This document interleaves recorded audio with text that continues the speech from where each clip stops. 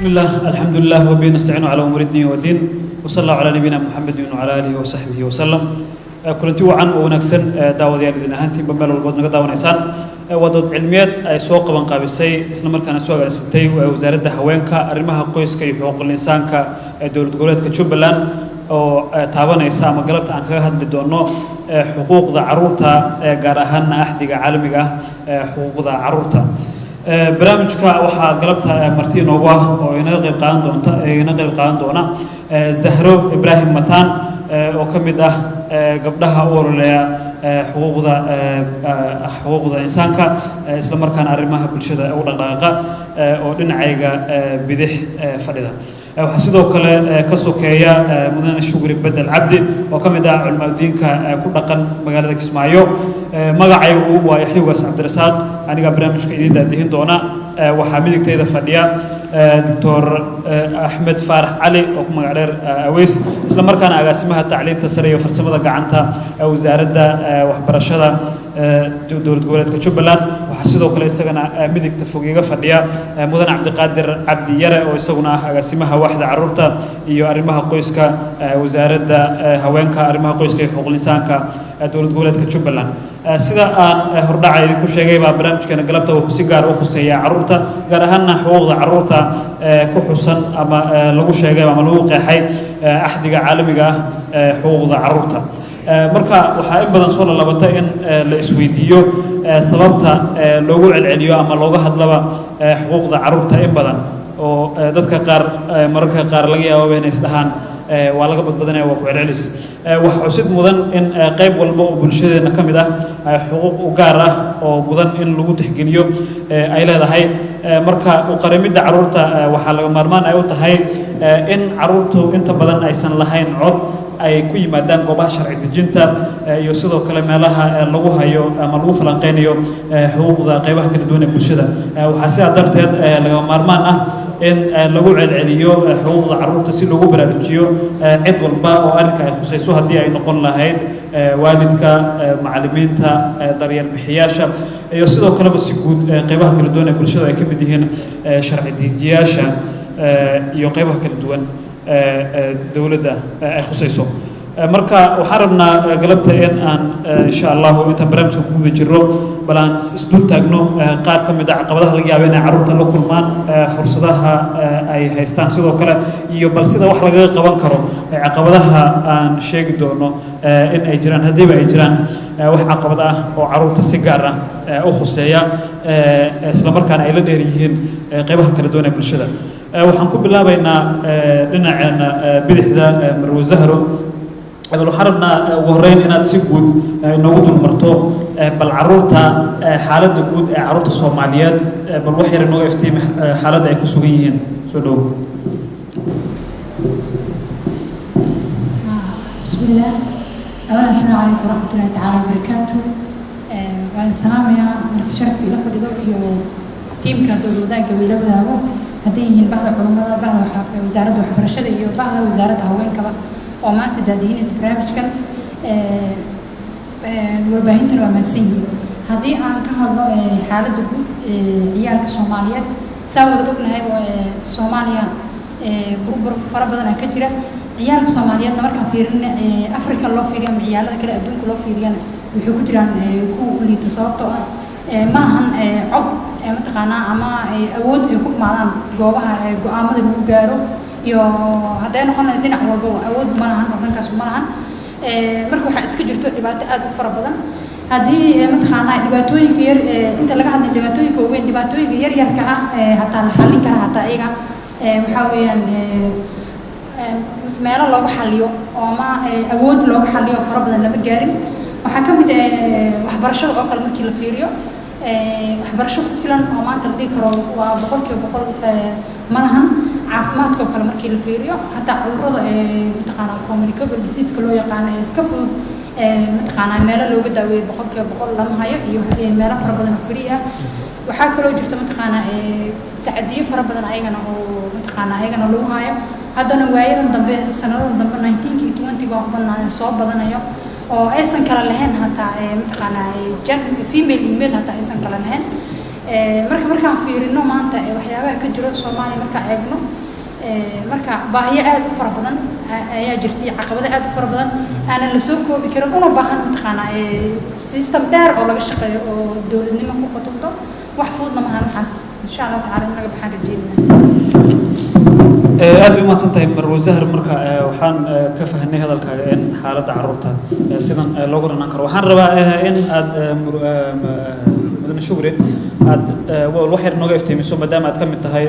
cilmi-diinka isla markaana odayaasha dhaqanka ee bulshada Soomaaliyeed bal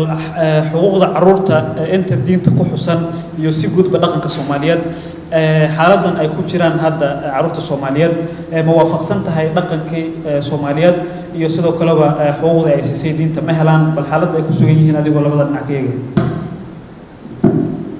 بسم الله الرحمن الرحيم والصلاة والسلام على رسول الله وبعد أدبني سلامي وزارة هوش قبطي وصحافة صاحبة إذا توضع لك القرآن تمام أنت كسوق كتبه عبورته روتي حقوق بضم إليهين والله سبحانه وتعالى هو واجبين وحنا تلك قواعد iyo manaafic iyo meelay carruurtu ku tiirsan yihiin oo runtii laga daryeelo meelaha waxaa ka mid ah waalidka abaweenka dawladda iyo nidaamka jira iyo bulshada mujtamaca si guud intaba islaamku ama ummadii hore awaalka ahayd aad bay u daryeeli jireen daryeel yani dheeraaday sii jireen intaba way daryeeli jireen waxaana weeyaan oo alla subxaanahu wa tacaala uu xuquuqda ugu waajibiyey yani waa bulshadii mustaqbalkeedii wey waxaana islaamku uu ku tarbiyeeyey oo tarbiya islaamiya loo siiyey waxaan rabaa inuu soo baxo jiil ummadda anfaca oo waktiga ay gaadhaan iyagu xilligii loo baxsan lahaa ummadda ay anfacaan marka haddii aan marka usoo noqdo xaaladda guud ee hadda Soomaaliya si walaashay iga horreysay ee ka shaqaysay ummadda Soomaaliyeed waxay ku nooshahay carruurtoodu waxay ku nool yihiin jawi muddo dheer dagaal ehli oo ka dhacay 30 sano dawlad caamimta aan dalka jirin xilli dagaal ahli aad u farbaray jireen carruurtu wax badan bay la kulmi jireen waalidkooda dhintay ka jireen aabbalaan badan bay soo mareen hooyalaan badan bay soo mareen qax badan bay soo mareen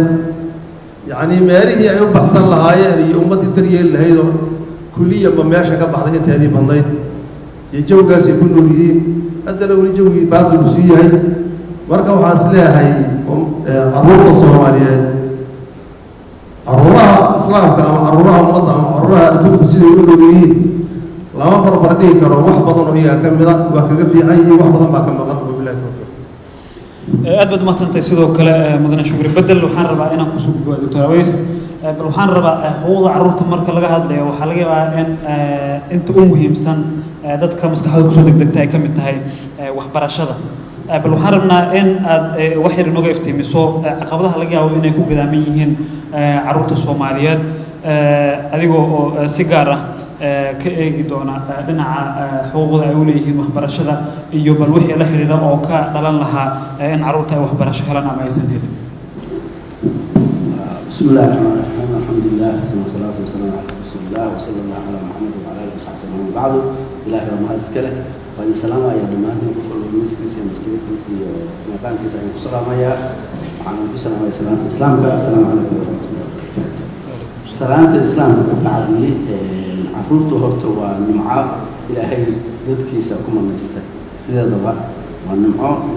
إلهي نسلي كم تعالى waxaan garan karaa runtii oo ka warhaya runtii arrintaas qofka ilaahay uu siinin ama carruurtaas haysan ayaa garan kara barwaaqada iyo khayrka iyo wanaagga ay leeyihiin marka labaad waa halka taranka bini'aadamku uu ka yimaado ka soo askumo ka bacdina ka farxamo marka waa garan karaa qof kasta baahida loo qabo iyo si wanaagsan haddaynu usoo noqono xaquuqda ay leeyihiin runtii ilaahay baa ka hadlay oo ka hadlay nabigeena waa ka hadlay dad badan oo xigmad iyo cilmi leh oo waxa garanaya ayaa ka hadlay xuquuqda carruurta waxaa ka hadlay ilaahay raxmaanka ah runtii wuxuuna leeyahay oo ka mid ah hadalladiisa carruurta iyo maalkuwa waa quruxda adduunka carruurta iyo maalka innagu hadda waxaan u jeednaa waa carruurte quruxda adduunka weeye meelaan carruur joogin waysan ka cayaarayn oo ka yabqabayn oo ka boogayn meel lagu noolaan karo ama la joogi karo maaha marka waa waxaa dadku fiirsado oo bini aadamku maaragtay uu aad u jeclaya iyo xayawaankuba carruurtu cid kasta ay uga jeceshahay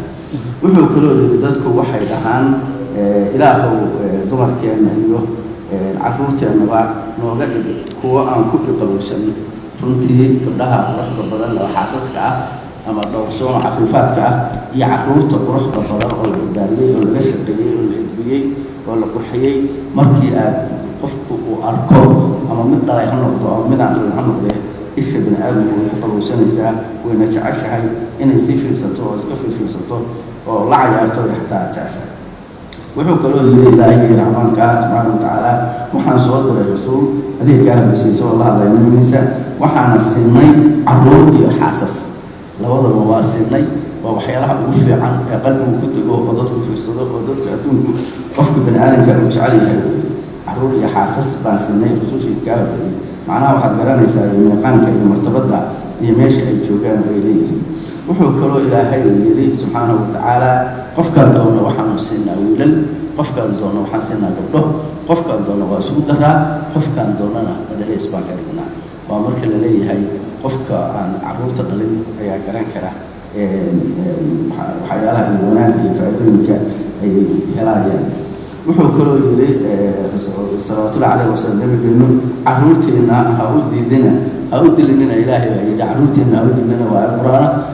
cabsi aad ka qabtaan faqri iyo gaajo iyo waxyaalo noocaasa sababtoo ah idinka iyo annagaba alle ayaa idin arsaaqaya oo wixii aad cun lahaydeen waxaa ku noolaa lahaydba idin siinaya waxaasoo dhan waxaa laga hadlayaa carruurta wanaagooda iyo sharaftooda iyo khayrkooda sidoo kale nebigu wuxuu yidhi salawaatullahi calayhi wasalam inta aad adduunka aad joogto qofka ugu fiican waa qofkii adduunka uu uga taga weli saalixa oo la barbaariyey oo la tarbiyadeeyey oo la edbiyey ninkii adduunkan uga taga markuu hadhowdii aakhira tagana u shafeeca qaada ama usoo wardiya ama qur-aan usoo akriya ayaa maaragtay iyadana carruurta qiimaha ay leeyihiin iyo waxtarka ay leeyihiin intay adduunka joogaan ayay ka mid tahay sidoo kale nebigu wuxuu yidhi wuxuu kale oo yidhi nebigu salawatullahi calayhi wasalam qofka isaga oo jannada kusii jira ayaa jannadii isagoo ku jira ayaa maalinta ka dambaysa kor loo qaadaya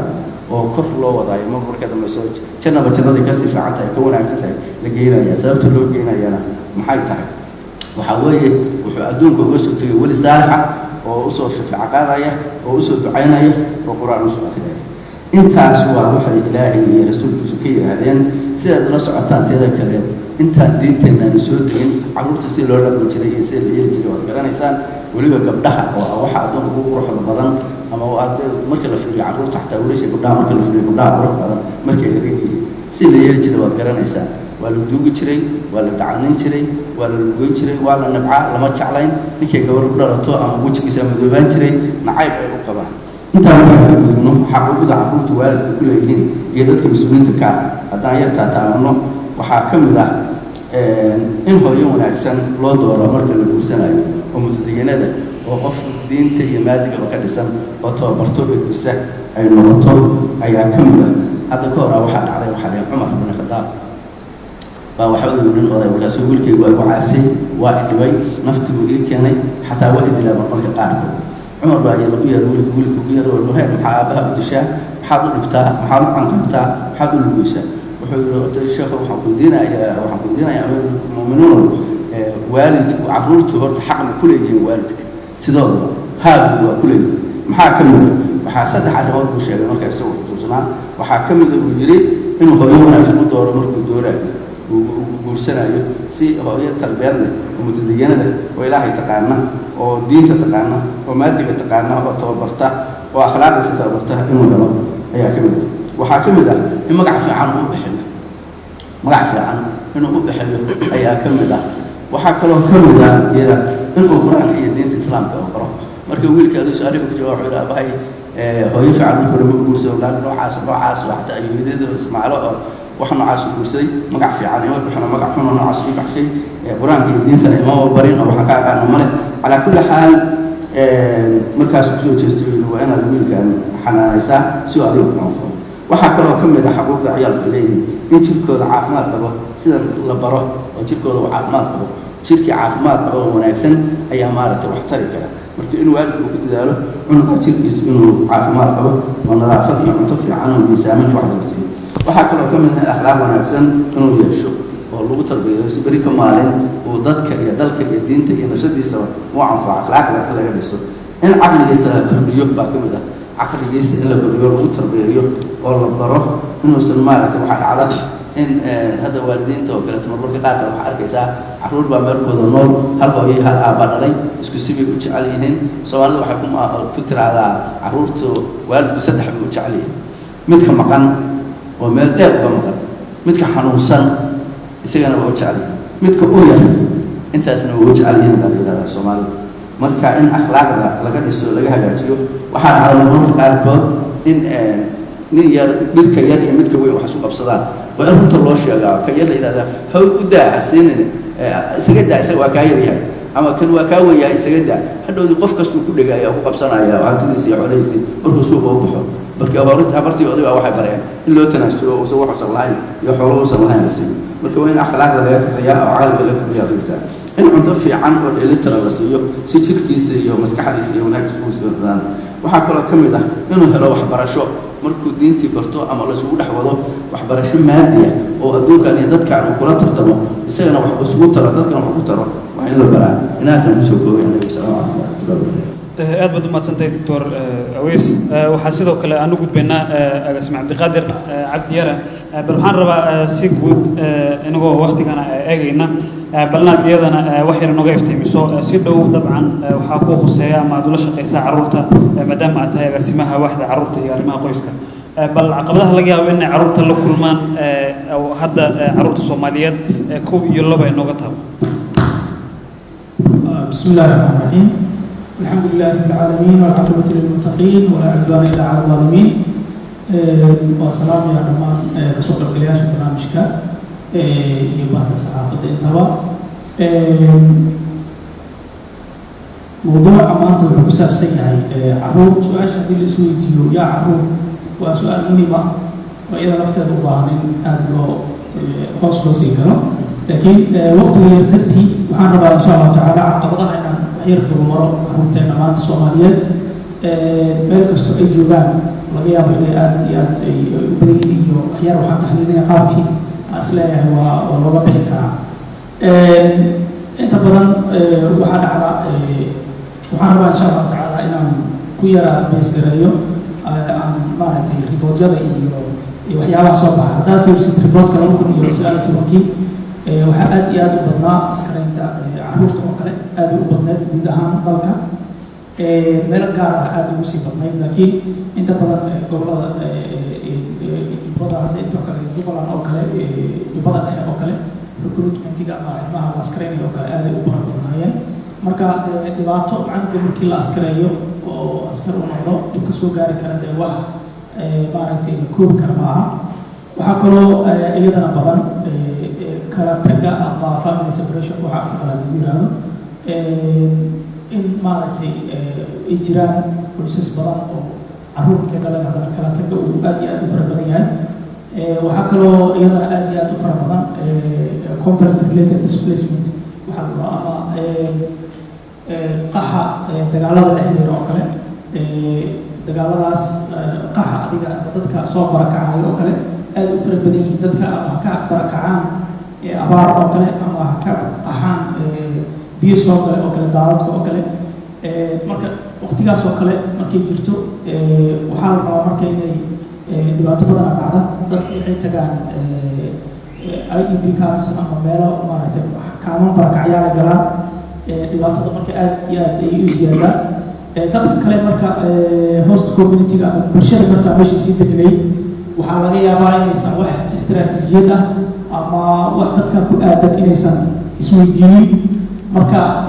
dadka Soomaaliyeed waxaan leenahay marka markay idinku soo kacaan dadka walaalihiina ama biyaha ka soo baxaan ama abaaraha ka soo baxaan in culamada iyo ururada bulshada intaba ay isku xilqaamaan oo ay maaragtay arrintaayada wax ka qabtaan waa muhiim runtii waa waxyaabaha aad iyo aad u soo qabta waxyaabaha dhibaatada badan ee jira waxaa ka mid ah shaqaalaysiinta carruurta oo kale carruurta inay shaqeeyaan ayagoo yar goobtii ay waxbarasho aadi lahaayeen waxaa arkaysaa ilmo istriityada joogo oo jeedka joogo oo shaqeynaya oo ama baalashayaal ama shaqooyin kala duwan qabana marka arrintaa lafteeda aad iyo aad ay ugu farabadan tahay dalka waxaa loo baahan yahay marka inaan iyada lafteeda qaabka loo gudbi lahaa iyo waxyaaba noocaas oo kale waan taxliilin doonaa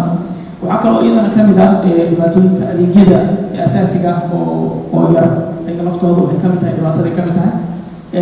hadday noqoto waxbarashadii caafimaadka iyo daryeelka kale aanku u baahan yahay waxyaabahaas dhan kuma filna way jiraan laakiin wax ku filan ma aha inta badan wax aad iyo aad ugu filan maaha marka waxyaabaha kale oo iyadana jira waxaa ka mid ah daryeel waalidka oo kale oo iyadana isaga laftiisa meesha aada moodid inuu ka maqan yahay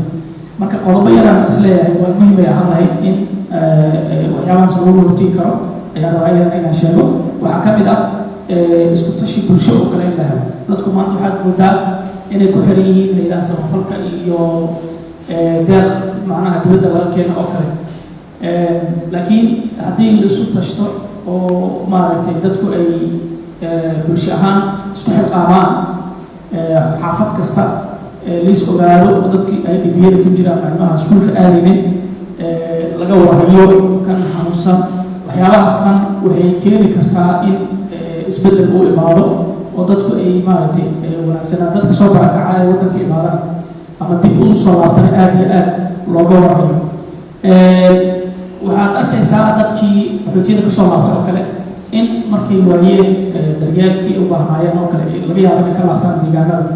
micnaha waxaa waaye dadka meesha degan inta badan wax u qorshaysan oo bulshada kale ku aadan ma jiraan waxaan iyadana soo jeedin lahaa si macnaha dhibaatooyinka inta badan ha noqdo shaqaaqooyinka iyo ugu horeeya gudninka fircooniga waxaa sameeya waalidka ilmaada marka waxaa loo baahan yahay daryeel ama maxaa dhihi jiray waxyaaba ku aadan waalidiinta oo kale in la sameeyo oo maarata bulshada dhexdeeda ay kasoo baxaan arrimaha ayada tusaale ahaan macahadaha lagu barto madaarista oo kale in lagu soo kordhiyo tarbiyada oo kale sida carabka looga dhaqmo iyadoo loo fiirinayo da-diisa ilmaha sida looga tacaamulo iyadoo loo fiirinayo da-da waxyaabaha ilmaha dhan diintu maxay ka qabtaa waa maxay tarbiyada ku habboon dhanka diinteeda oo la siin karo carruurta waxyaabahaas naftooda culamada inay ka fikiraan oo lasoo kordhiyo markaa waxaa yaraan lahay iskurinkaa yaraan lahaa waxaa yaraanaya sida loola tacaamulo ilmaha oo kale waxaa arkaysaa waalidka hooyadii aad u weydiinaysaa aabihiina uu ka reebaya labadooda laga yaaba inay saa ku dagaalamaan marka arrintaa marka waxaa xal u heli kara bulshada dhexdeeda mashaariic hayada in bixiyeen laguma xalin karo bulshada marka isku tashi ballaaran ayaa laga rabaa inay sameeyaan waxyaabaha aan diiwaan gelin intaan shaqada ku jirnay waxaa ka mid ah tacadiyo inta badan inta ay canuga tacadi gaaraya waalidkiisaa ugu badan ama eheladaasana u dhow dadkaa marka soomaalida waxay ku mahmahdaa qof jirkiisa biyo kama hakrado marka waxaan is leeyahay waxa aqoon-yari iyo maarata qofkii waxa aan ku baraarugsanay ayaa laga yaaba inay keento mooyaane qofka si xasidnimaa iyo canugiisa inuusan waxyaalo ugu geysanaynin way aad iyo aad qof kasta iskaga garan karaa marka tarbiyada marka oo diinta la xiriirta iyo nidaamka casriga ah waxyaabaha dhan in culummada ay soo culummadu waxay ka mid yihiin arrimaha bulshada waxyaabaha ugu muhiimsan kamid ururada bulshada ugu muhiimsan ka mid yihiin laakiin waxaad moodaa inay inta badan ay maaragtay haweenka iyo ururada kale sida hay-adaha oo kale u abaabulan oo kale iyo inay aad bulshada dhanka wacyigelinta oo kale ay aad uga hadlaan marka waxaan is leeyahay wacyigelin keli ma ahan istaraatiijiyad toosa tusaale ahaan dhanka tarbiyada oo kale qoraallo laga sameeyo oo dadku maaragtay ay akhrisan karaan oo ay mari karaan hadwaala insha allah waxyaabahaasaan is leeyahay waa lagu xallin karaa dhibaatooyinkaas ilaahay anaga dulqaado aad baad u mahadsantihiin dhammaan ka qaybgalayaasha barnaamijka su-aasha xigta waxaan siinayaa marwe zahro ibraahim oo ka mid ah ururada bulshada reedka isla markaana si gaar ah aan isleeyahay su-aashan way u khusaysaa maadaama ay ka mid tahay bahda caafimaadka waxaa lagu jiraa marwe zahro xaalad ka duwan xaaladihii hore waxa ay ku magacaabeen the new normal uu keenay caabuqa coronavirus ama covid-19 cidba say u taqaano bal waxaan rabnaa in aad wax yar inooga iftiimiso saameynta laga yaabo in caabuqan uu ku yeeshay carruurta soomaaliyeed soo dhowo bismillaah aad iyo aad amaansantii caabuqan horta waa sidii loo malaynayo ma noqonin waa virus mataqaanaa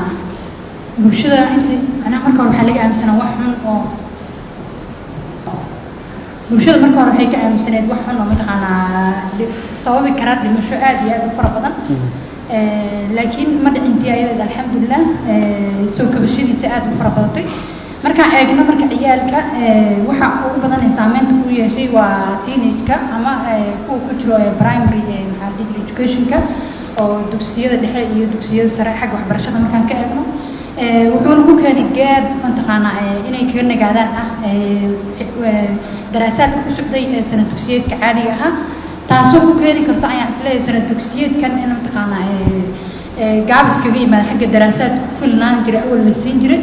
taasna waxaan isleeyahay waxaa lagaga bixi karaa dadaal ay sameeyaan macallimiinta iskuulaadka iyo wasaaradda waxbarashada ayagoo iskaashanaya dhanka kaleeto ciyaalkii iyagana yaryaraa oo under 5-ka ahaa awalba soomaaliya waa isku nahay oo dad waxay ahaayeen mataqaanaa xagga mataqaanaa caafimaadka sida waxaa ka mid ah nadaafadda oo kale way ku yar liidatay ama waxaa ku badnaa waxaa loo yaqaana qaxootiga soo qaxay dadka IDPs oo kaleeto marka naftirkeeda nadaafad darradii way ka qayb qaadatay oo saameyn fara badan bay ku yeelatay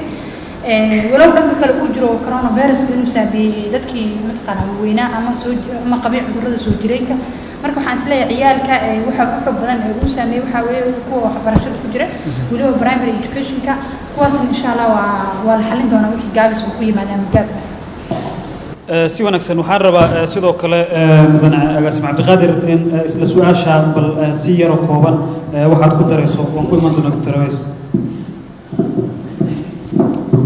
okay aad umahadsan yahay caabuqa covid-19 ama covid-19 saameyntiisu leeyahay dhanka dhaqaalaha haddii la yiraahdo isu socodkii dadweynaha oo kale marka annaga laakiin gudaha dadka soomaaliyeed inta badan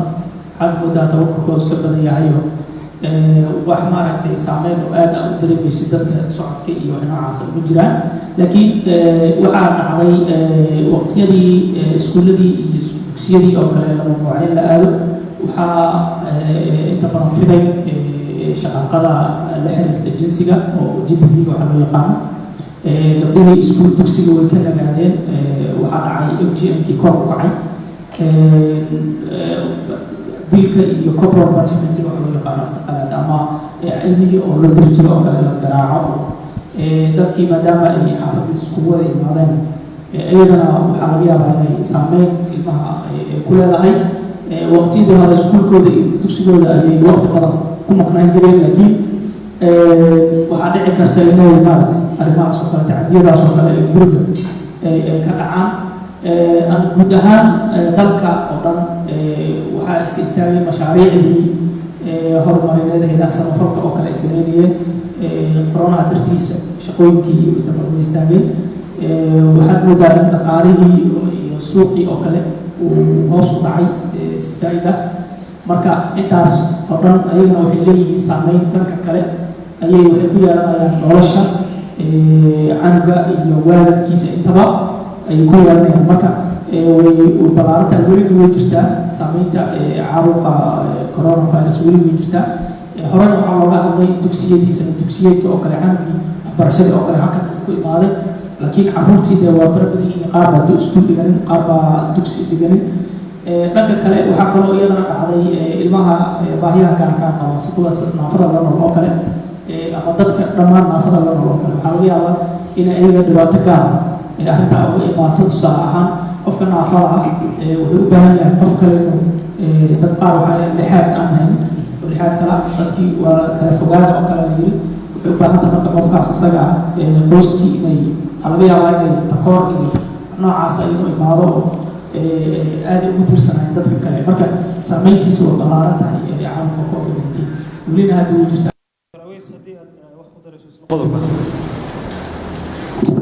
بسم الله الرحمن الرحيم runtii anaga si gaar ah saamay marka hore waxaan rabaa horta caqabada waxbarashada dadka dhalinyarada carruurta haysata waxaa jira carruur waxbarashada gaartay oo fara badan oo haddana aan helin xaqii waxbarasho ay lahaayeen waxaana u sababa dhowr arrimood baan isdhahnaa anagu markaa soo koobnay kow waxaa u sababa waalidka oo badan baa ku wacyi gashanayn in carruurtu xaquuq waxbarasho ay helaan weliba ay u sameeyeen gabdhaha iyo wiilashu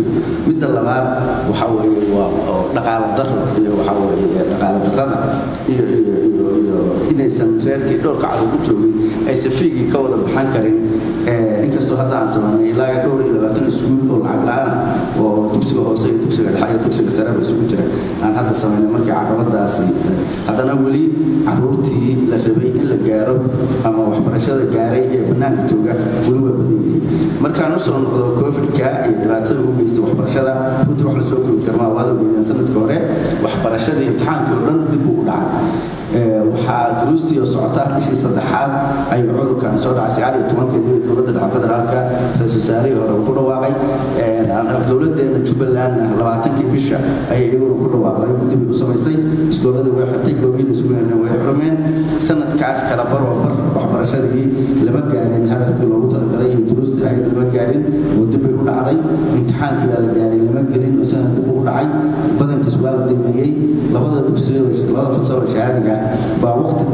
dambe galay iyadoo cabsi weyn iyo diyaargarow badan iyo kala fogaansho iyo sidii loogu talagalay iyo sidii loo rabay aysan u dhacin aysan noo saamaysay ilaa haddana waa taagay weli waa socdaa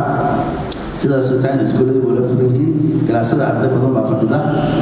iskuulka arday badan baa ku jirta mas'uuliyadda way wada isticmaalayaan fasalka way wada jiraan daaburka way wada gelayaan inkastoo aan taxadar sameeyno oo shuruudihii wasaaradda caafimaadka kuwa caalamiga ah iyo kuwa inoo gaarka ah aan isticmaalno haddana runtii caqabad jirta oo taagan welina taagan hore u soo jirtay nala soo martay way dhibaato weyn u haysay aad baad umatay doctor waxaan dawadayaashana ka raali gelinaynaa in aan isku dayno mowduuc aad u ballaaran muddo kooban aan ku soo koobno mar walba wixii tala ama tusaale ah oo dawadayaasha maskaxdooda ka guuxay ama qodob aad isleedihiin waan ka tagnay oo ku habboonaa in laga hadlo waxaa si toos ah nagu soo gudbin kartaa barta ay wasaaradda ku leedahay barta Facebook ama ciwaanka ay wasaaradda ku leedahay barta Facebook sidoo kale waxaad si toos ah nagu soo gudbin kartaan qodobada ama mareegyaha idinka muuqa shaashada inta aan barnaamijka ku guda jiro haday noqon lahayd Facebook Twitter-ka iyo sidoo kale email-ka aad ka daawanaysaan shaashada waxaan rabaa mudan shukri in su'aasha xigta aan ku siiyo adigoo aad nagu soo koobay waqtiga in hayaw bal caruurta Soomaaliyeed waxaan rabnaa in wax yar aad nagu iftiimiso ma laga qayb geliyaa goobaha laga doodayo ama lagu dejinayo qawaaniinta khuseeya iyo sidoo kale siyaasadaha sida gaarka caruurta u taabanaya ku soo dhow kamerada adigoo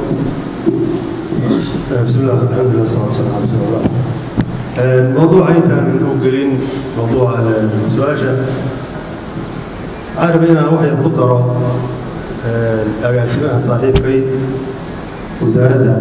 موضوع كذا شو حيسوس دي وحسوس دي وأدرسوا دراسيين عقبضها يدباتوي كاسة عروض حق التربية لآنتا وحبرشة لآنتا إيو باهدة إيو سيجيتك مضيعيين إيو سيدة شقوية الآن مناصبة أيو الهوتر سآد بوصو شقية وحان صديه لها وصحيحه وسكشة كنوه بإن المنطرة عبورتها قريها وقوقها مخاطرات قريها وقوقها شاطئ قريها وقوقها بسيقات قريها وقوقها وقوقها وخرد ودباتو iyo mashquulad ku ah jiilka iyo carruurta hay'adaha inta badan u dooda xuquuqda carruurta waxaa isleeyahay inay ka daayeen ma xusaan inta badan laakiin markii la fiiriyo dhibaatada asalka ah waxa u badan waxaa weeye waxaa laga yaabaa shaqooyinka markood inay turfurkayso laakiin dhib badan waxaa ku haya muqaadaraadka ilmaha gurigooda lagu wadahayo كلو عبهايو كلا إيمان هايو كلو قرهايو موضوع هذا سكير بيتر كله carruurta malaga qaybgeliyaa talooyinka iyo meelaha go'aamada masiirga lagu gaadho carruurta runtii magaca carruurta waxaa weeyaan waa ismi caama laakiin maraaxil bay carruurtu maraan xilli dufaylay maraan ay yihiin darabtay ku jiraan ama iyagiiba aynan dhulka ka kicin xilli ay waxoogaa roogina muraahaqa gaadheen xilli ay yani maaragtay ay harqaad ba yihiin oo 15 jir oo wixii ka koreeya oo dadku bulshada inta ku badan tahay runtii waan islaahay inuu kor hadduu gaadho marxalada yarta uu ka soo gudbay dibidnimada uu ka soo gudbo oo inuu 15 jir iyo wixii ka badan uu gaadho in masiirka laga qaybgeliyo hooska laga bilaabo laba tashado dhulka mararka qaarkood loo dhigo talada reerka laga qaybgeliyo ganacsiga iyo shaqada reerka wax lagaga daro uu talada reerka wax ku yeesho waa dhihi lahaa ama xagga mustawaha soomaaliya iyo dhaqan ahaan waxuu leedahay dhaqan ahaan soomaaliya inta badan carruurta laba tashadaan waana qaliil jirta oo runtii in laga gudbo u baahan adaa bilaad aad baad u mahadsan tahay mudane shukri bedel waxaan rabnaa marwasahro in aan wax yar aad inooga iftiimiso caqabadda ay la kulmaan si gaar ah carruurta laga yaabo in ay la nool yihiin naafada ama dhimirkoodu ama aan dhehe aysan dhammaystirayn lixaadkooda bal caqabado gaar ah oo ay carruurta la kulmaan ma jiraan maxaase xal u ah haddii ay jiraan bismillah caqabadaha ay la kulmaan carruurta naafada horta naafo ma dhihi karno erey waxaa la dhihi karaa different disable la dhihi karaa si annaga mataqaanaa qofkii lixdiisa lixaad qabo si ka duwan ayuu qofku u shaqeeya laakiin sida anagu shaqan karno u shaqan karaa qofka asaga marka hore ereyga naafo iyo wax lamid in isticmaalo oo soomaalida ay caan ku tahay ama bulshadeena oo wax laga soo horjoodo sida caadiyan ama qofka niyadda u keeni karto marka waxaan isleeyahay carruurta naafada ah markaa eegno gurigii iyo bulshadii markaa eegno kasoo bilow gurigii iyo waalidka qofka marka hore way ka niyad jabayaan waxaa arkaysaa ciyaal naafo ah ama mataqaanaa abuuraad kale ku dhashay kadibna mataqaanaa waalidkooda saas ku tuuraan dhici karta in helo mararka qaar marka gurigii waxaa ka imaanaya niyad jab iyo in cunugii la dayaco iyo in cunugii laga dhaadhacsiiyo maskax ah inuu waxba bari karin waxba awoodin waxba qabsan karin sidaas darteedna uu uga haro ama mataqaanaa uu isdhaho wax toobtali oo qabsan karta ma jirto bulshada markii la eego waxaa jirto dhaqamo iyo caadooyin aan diin sal iyo raad toona aan ku lahayn oo inta badan aan isticmaalnaa jirto tusaale qofka dee hadduu jiis yahay jiis oo kale dhegey oo kale ilay oo kale mataqaanaa jeeri oo kale qofka loogu waco misena laga yaaba qofka asaga inuusan raadin ka ahayn ama mataqaanaa uusan wax u dhibsanayo loogu yeero dhanka kale markaan soo eegno dadka ganacsatada markaan dhahno tusaale iskuulaadka oo kale waxaa waaye waa iskuulaad inta badan dowladda kuma tiirsano waa iskuulaad bareefada u badan yihiin goobaha ganacsiga oo kale markaan eegno hoteelada oo kaleeto kan aan joognaa ka mid haddii la hadda meeshaan aan soo koro qof mataqaanaa wato wigjar ma soo kori kara yani qaabka ugu korilaha in lagu sameynaa macquula marka iskuulkiina sidaas oo kaleeto qofku waxaa laga yaabaa in waxbarashadii sida ugu haro inuu hami u yeeshaa laga yaabaa uu baxo oo isku xilqaamo gooba wax lagu barto uu tago kuwa qaarkood uu soo fiiriyo kadibna meel uu maraba uu waayo waxaa dhici karta in xafiisyo qaarkood la booqdo oo arrimaha bulshada caadi yeelay oo bulshada u shaqeynayaan la leeyahay ama dowladda eelada la leeyahay bulshada u shaqeynayaan ama bareefad ha noqdaanba meel bareefad qaas loo leeyahay يعني مال وقفكن حق له مال والبا مركي الأساس عم سمينايو قف لحديث الحد لما يسترن كليه إنه مرة ولا مثل جنة قف كلا أسنا أو different الحساب ولا مال وبرايدر اللي بابنه مركب حسنا عقبضنا هيستو عروضة هذا يجري different الحساب ولا حاول هذا بلارين منع من إنتوا سوقوا يكرم رقموين كي عادوين كخارقات من سومالي هي تلقانا وديتا من السفيرات عن كل هنا أيضا عن رجالنا اللي جت نزلوا قف كان النيد سو الرجلي واحد مقبسن كرم aad baad mahadsan tahay marka ugu dambeyn su'aashan ugu dambaysa waxaan rabnaa in aan siiyo agaasime cabdiqaadir waxaan rabaa in aad bal waxaad nooga iftiimiso agaasime wasaaradda haweenka iyo arrimaha qoyska xuquuqul insaanka dowlad goboleedka Jubbaland iyo si guudba dowlad goboleedka Jubbaland iyo dowladda Soomaaliyaba bal waxay nooga iftiimi waxa ay ka qabteen dardargelinta shuruucda taageeraysa carruurta ama qawaaniinta loo baahnaa in ay ilaaliyaan xuquuqda carruurta بسم الله الرحمن الرحيم بسم الله هذا ما صنعه هو سؤال أداء مهم دولة الصومالية لو كل شيء توكي وحتى كنا نعطي عن العالم carruurta Elred Convention afka qalaad guura sharcigaas ama qaanuunkaas waa qaramada midoobay ilaa 93 waddan ayaa ku midaysan wadamo qaar waxbay ka tageen dowladda Soomaaliya oo kale waxyaabo ay safiisho ka qaadatay oo iska dhaafto ma jiraan laakiin dhammaantood waxay maaragtay ilaa 3 qodob mooyaane inta kale ku raacsan yihiin kadib waxaa kaloo la sameeyey reportkii iyo waxyaabihii loo baahnaa dhanka wacyigelinta iyadana waa la sameeyey dhanka kale arrinta muhiimka waxaa waaye sharciga markii la tashigiisii iyo consultationkii markii la sameynayay waa lagala tirigeliyey carruurta Soomaaliyeed dhammaan guud ahaan dalka waxaa hormuud ka ahayd wasaaradda haweenka arrimaha qoyska horumarinta xuquuqda aadanaha dowladda federaalka Soomaaliya sharcigaas marka waxyaabo badan ayuu suurtageliyey oo maaragtay in la sameeyo ku khasbata waddanka markuu ka mid noqdo xiriirada caalamiga ah waxay ku fiican yihiin waxaa waaye marka ahdigaas ka mid noqotid guddiyaa jira monitoring la sameynaa waa dowladda waa laga xisaabtamaa madaxweynaha iyo dadka ugu sarreeya dowladda waa laga xisaabtamaa meel kasta ay fadhistaan su-aalaha laga yaaba inay aga imaadaan marka waxay noqonaysaa marka in ilaa iyo hoos soo dhaadhiciyo istiraatiijiyado badan loo sameeyey oo uu ka mid yahay istiraatiijiyada joojinta shaqaaleynta ilmaha oo kale waxaa la sameeyey guddiyo fara badan oo maaragtay arrimahaas assessmentyo arrimaha ku aadan waa la sameeyey marka guud ahaan waxaad moodaa sharcigaas in wacyigelintiisii maanta hadda qayb ayay ka tahay barnaamijka barnaamijka midaysan ee xuquuqda aadanaha Joint Practice Program oo ay hormuud ka tahay wasaaradda haweenka Jubbaland wuxuu qayb ka yahay marka wacyigelinta lagu sameynayo arrinkaas sharcigaas regionka markaa usoo dego maamul goboleedka Jubbaland oo kale annaga waxaan sameynay wasaaradda siyaasadda badbaadada carruurta oo kale waxaad ogtihiin badbaadada carruurta dad badan baa ka shaqeeya institutionada dowladeeda fara badan ka shaqeeya waxaa ka shaqeeya hay'adaha samafalka waxaa ka shaqeeya bulshada lafteeda marka waxyaabahaas dhan marka waxay u baahan tahay siyaasaddii lagu hagi lahaa meel iskugu keeno istiraatiijiyadii iyo activitiyadii iyo programyadii ku aadanaa in la mideeyo siyaasadda marka arrintaasi naga caawinaysa waxaa kaloo iyadana noo suurtagashay inaan sameyno FGM sharciga asagana gudniinka fircooni oo ka mid ah waxyaabaha dhibaatooyinka ah aad iyo aad Soomaalida markaa meel kastoo aad tagtid aad moodid inay yihiin waxyaabaha aad iyo aad ugu badan gudniinka fircooni saa hore u sheegana waa waxyaabaha ay sameeyaan waalidka waa oo u baahan bulshada inay isu tashiyeeda ka sameyso oo ay maaragtay ka hortagaan falalka noocaas oo kale ah marka gudniinka fircooniga sharciga laga diyaariyey sharciga asaga meelo fiican u maray consultation badan oo maray oo tashi badan dhammaan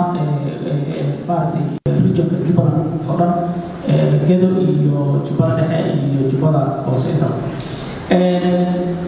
waxyaabo badan oo soo culimada iyo dhammaan oo ka qayb qaateen kadib uu gudbay golaha wasiirada iyo naftooda waa ansixiyeen hadda wuxuu marayaa baarlamaanka inay maaragtay ayagana ay ansixiyaan madaxweynaha uu saxiixo wuxuu noqonayaa sharci waxaan ku qoran dhammaan wixii loo baahnaa waxaa dembi ah ninka fircooniga iyo waxyaabo qeexan oo aad iyo aad u fara badan marka waxaa kaloo jira isagana hadda aan ka shaqeynaynaa oo la bilaabay wasaaradda federaalka haweenka ay hormuud ka tahay regional authority isagana oo la yidhaahdo African Charter oo charterka ama charterka xuquuqda carruurta welfare marka wuxuu naga caawinaa isagana sidoo kale wuxuu aad ugu dhow yahay CRC oo kale uga dhow yahay wuxuu leeyahay ilaa iyo 4 tiim oo kale isaga ugu taagan yahay oo ugu horeyso danta ugu wanaagsan ilmaha takoor la-aan waxyaabo noocaas oo kale marka waxyaabahaas dhan marka shuruucdaas haddii la isku geeyo wacyigelin badan laga sameeyo bulshada isku tashi badan ay sameeyaan runtii waxaan isleeyahay waa wax badan aan kusoo karaa carruurteennana way ka badbaadi karaan dhibaatooyinka inta badan ku dhaca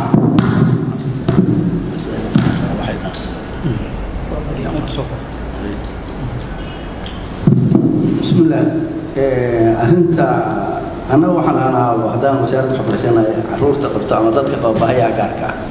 ما قعسنا بحنا وما ترى بحنا سنستمع على هي كاركا سكول هذا فهمت كل ولود ياري مسؤوليه قاعد ماشي وصلحة هاي ولود ياري سكول هذا ماشي رجع لا ولود ياري سكول قاعد حتى واصل من إنك سون هذا لنا كفكرين سكول كاس قاعد اللي وصل يعني ضد كل واحد حضره يا ولا أحسن marka waxaan leeyahay inaan workshop weyn qabano dadka kala tashanno ehelka waa labadaas ka u fiican iskuul gaar ah hadda aan sameynay macallin loo tababaro gaar ah oo la keenay baa jira qolo walba gaarkeeda u tababaraysa qolo walba baahida ay qabto gaarkeeda u yaqaan u tababaray qaatir gaar baa xataa la keenay marka hawshaas aan qayb weyn waxaan qaadanay meelihii ay mari lahaayeen dhan iyo mas'uuliyadii iyo iskuulada meesha ka leeyahay fasalka meesha ka leeyahay waxaas waa loo diyaariyay waana waxaan leenahay wax dhan oo loo qaabilsan arrintaas iyada ah oo kamid ah wasaaradda waxbarashada waxyeelada kamid ah yaa leenahay aad baad umahadsantahay mar labaad waxaan si gaara ugu mahadcelinayaa Amar Wasaare Ibraahim Mataan mudane Shukri Bedel Cabdi Dr. Aweys ama Ahmed Faarax Cali oo ku magac dheer Dr. Aweys iyo sidoo kale agaasima Cabdi Qaadir Cabdi Yara waxa sidoo kale mahad gaar inaan guudaan idinka daawadayaasha sida toos ah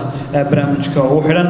barnaamijkan waxaa soo qaban qaabiyay wasaaradda haweenka arrimaha qoyska iyo xuquuqul insaanka dowlad goboleedka Jubbaland waxaana filanaa in doodan iyo doodaha la midka mar walba ay qayb ka noqdaan ama ay horumaryaanba ilaalinta xuquuqda carruurta iyo sidoo kale sidii looga ilaalin lahaa dhibaatooyinka laga yaabo inay soo gaaraan intaan ku kulmi doono barnaamijkan lamida waxaan idinkaga tegaynaa fi amaanillah